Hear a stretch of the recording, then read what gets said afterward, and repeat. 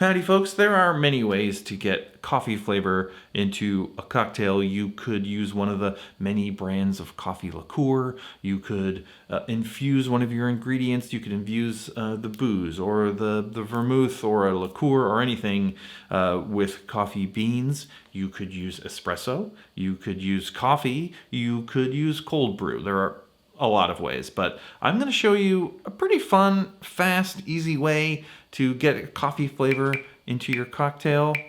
Let's go.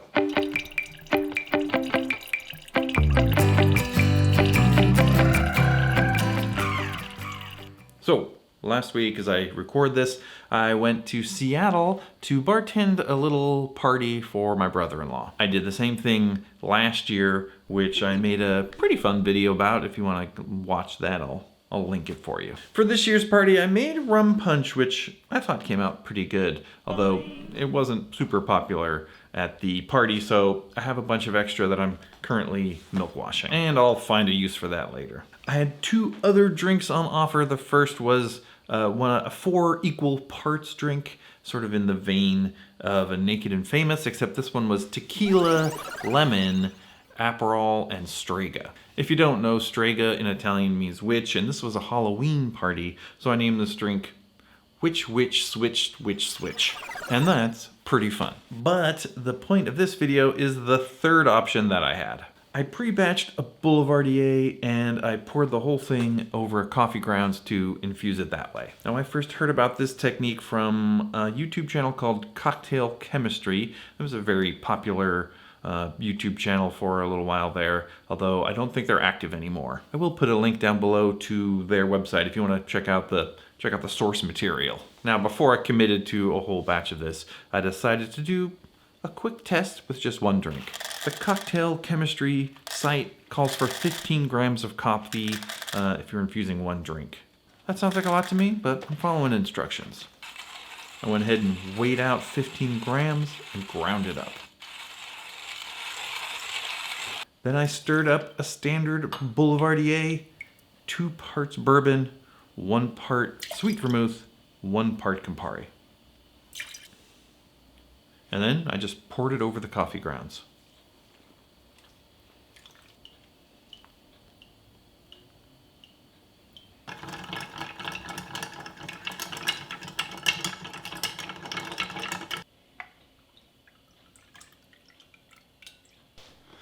All right, let's see how we feel about it.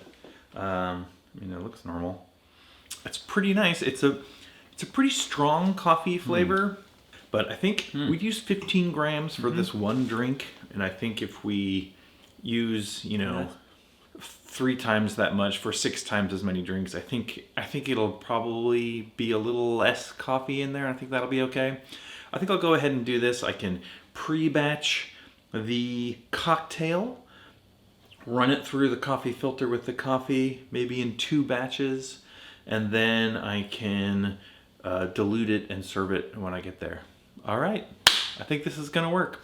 Woo! Now, when it was time to prepare for the party, I went ahead and pre-batched the Boulevardier. I did a whole bottle of bourbon, a half bottle of sweet vermouth, and a half bottle of Campari.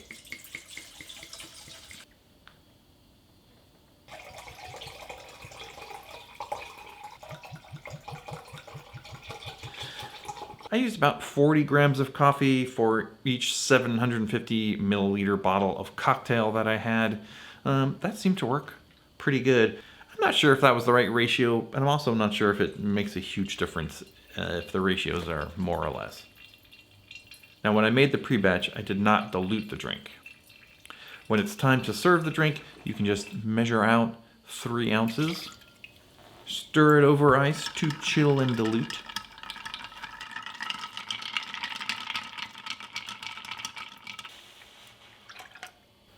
Garnish this with an orange peel, which I then discarded, and serve it on up. And there we have it, our coffee-infused Boulevardier. Let's give it a quick taste. It's very coffee forward. The coffee really punches through, but it also has sort of a chocolatey taste. I feel like coffee and vermouth sometimes add up to a bit of a chocolate flavor. Cookie Torino also is a little bit chocolatey, so that could be part of it, but kind of tamps down the Campari bitterness and kind of replaces it with a bit of a coffee bitterness. I don't know. I think this is really delicious. I even like that little orange oil garnish we've got on it because it sort of sets off some of the bitterness of the coffee. I don't know. I really like it. By the way, I got this coffee from one of the sponsors of the event, which is a Seattle coffee roaster. And Seattle coffee, I'm no coffee expert, but Seattle coffee tends to be much darker, like a darker roast, a more bitter flavor, whereas Portland coffee tends to be a little bit lighter, a bit fruitier, more acidic. I tend to like Portland coffee better just because I never really started drinking coffee till I got here to Portland. But my only point is, if you try this technique, definitely use a coffee that you like because the flavor of that coffee is going to come through pretty intensely. So, use something that you enjoy. Anyway, the party was fun and the drinks were a hit, so I'm calling that a success. All right, that's it. I just wanted to update you on my activities, tell you about this pretty fun technique. If you have any questions, put them down in the comments. I'll be happy to answer them. In the meantime, thanks for watching, and I'll see you next time.